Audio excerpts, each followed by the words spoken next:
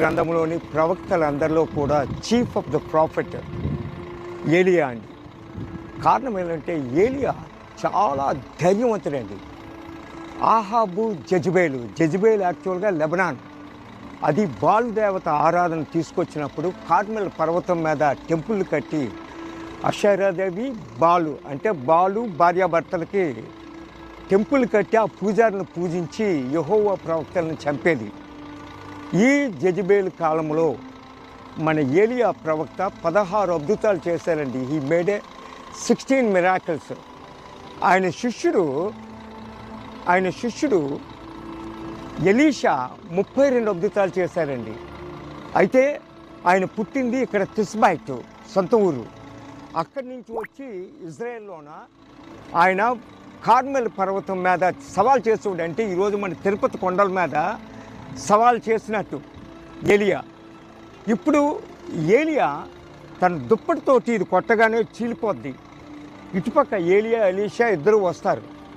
వచ్చి ఏం చెప్తారంటే అడుగుతారు, దేవుడు గుర్రాలు అగ్ని రథాలతోటి పంపినప్పుడు వెళ్ళిపోతున్నప్పుడు ఆయన మ్యాంటలు కిందన పడిపోద్ది, నాకు double portion of the spirit కావాలని అడుగుతాడు ఎలీషా. సో అందుకే ఎలీషా ప్రవక్త చేసింది 32 మిరాకిల్స్, ఏలియా చేసింది 16 అద్భుతాలు. ఏలియా యొక్క ధైర్యం ఎంతంటే ఆహాబుని జెజబేల్ని ఓపెన్గా సవాల్ చేస్తారు. బాల్ దేవత ప్రవక్తల్ని కిందన కీషోన్ వాగు దగ్గర నరికి పారేస్తాడు. ఎందుకు?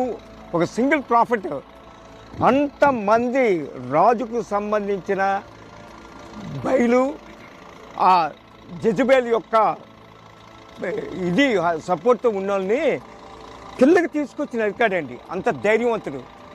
అయితే ఈ జెజబేలు రేపటికల్లా నీ తల నీ మీద ఉండదు అనగానే పాపం సీనాయికి పారిపోతాడు. మీరందరూ వెళ్ళారు అక్కడ, మీరు క్యామల్స్ దిగిన తర్వాత గోర్జులోంచి కట్ అయ్యి ఇలా తిరిగే బదులు కిందనే దేవుడు ఎత్తుకువేక్ తర్వాత మాట్లాడతారు దీంతో. అందుకే మన ప్రభు మారూపం పొందినప్పుడు నిన్న మనం అక్కడ తాబోర్ మీద చూసాం, ఈయన కూడా వచ్చి చీఫ్ ఆఫ్ ద ప్రాఫిట్ ప్రభుతో మాట్లాడడం మనం చూస్తాం. ఇది ఎంత బ్లెస్డ్ ప్లేస్ అంటే, ఇదే కానీ వాటికన్కి ఇచ్చినట్టయితే సూపర్ కన్స్ట్రక్షన్ లేపేస్తారు. ఇక్కడి నుంచే ఆయన పరలోకానికి ఆరోహణం అవడం, ఆ దుప్పటి కింద పడడం, ఎలీషా దుప్పటి పట్టుకొని ఆ కింద మళ్ళీ యోర్దాన్ని కొడితే చీలిపోవడం జరిగిందండి. సో ఇలాంటి గొప్ప